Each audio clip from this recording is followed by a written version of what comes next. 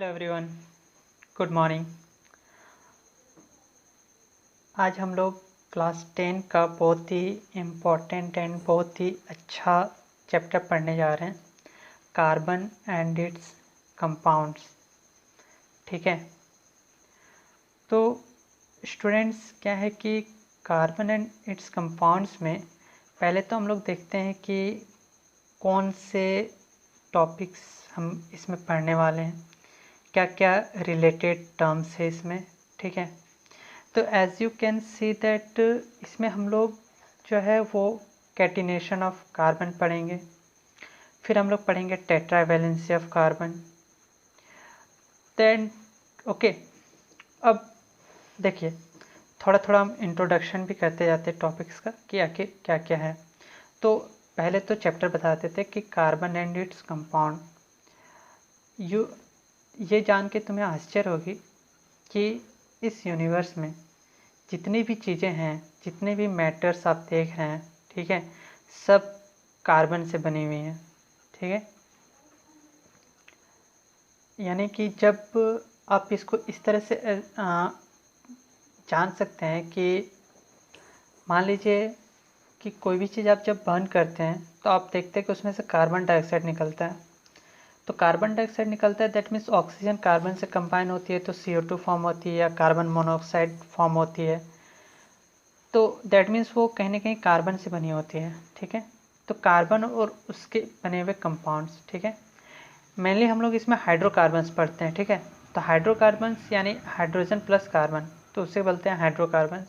ठीक है, अब रिलेटेड टर्म्स में हम लोग देखते हैं कैटिनेशन ऑफ कार्बन।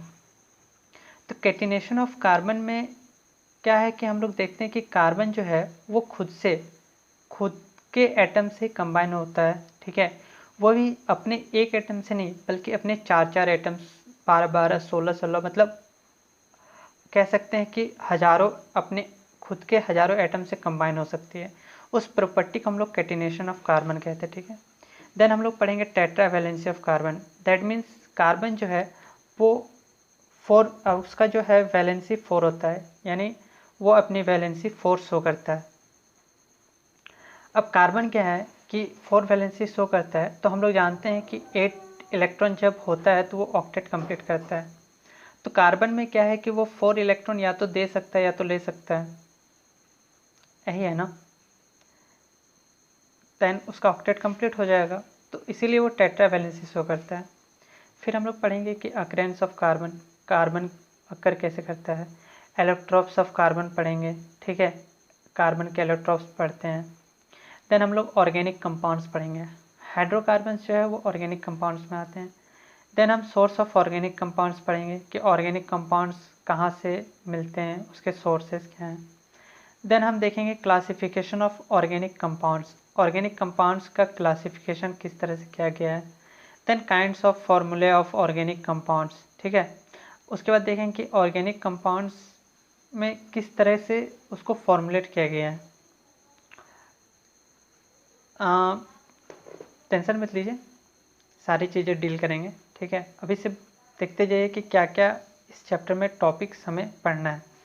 देन हम हाइड्रोकार्बन्स पढ़ेंगे। ठीक है, तो ऑर्गेनिक कंपाउंड्स में ही हाइड्रोकार्बन्स आ जाती है।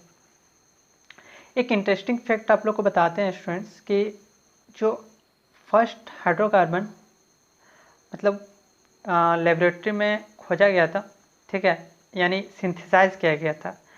पहले क्या किया गया, पहले जानते हैं क्या बोला गया था। पहले बोला गया था कि जो हाइड्रोकार्बन्स है वो ना वाइटल फोर्स से बना होता है, मतलब कि एक तरह से ईश्वरीय शक्ति से। बट लेबोरेटरी में फर्स्ट टाइम यूरिया बनाया गया जब पता चला कि हाइड्रोकार्बन्स भी सिंथेसाइज हो सकते हैं, वो किसी वाइटल फोर्स से बना हुआ नहीं होता है। तो चलिए फिर आगे देखते हैं।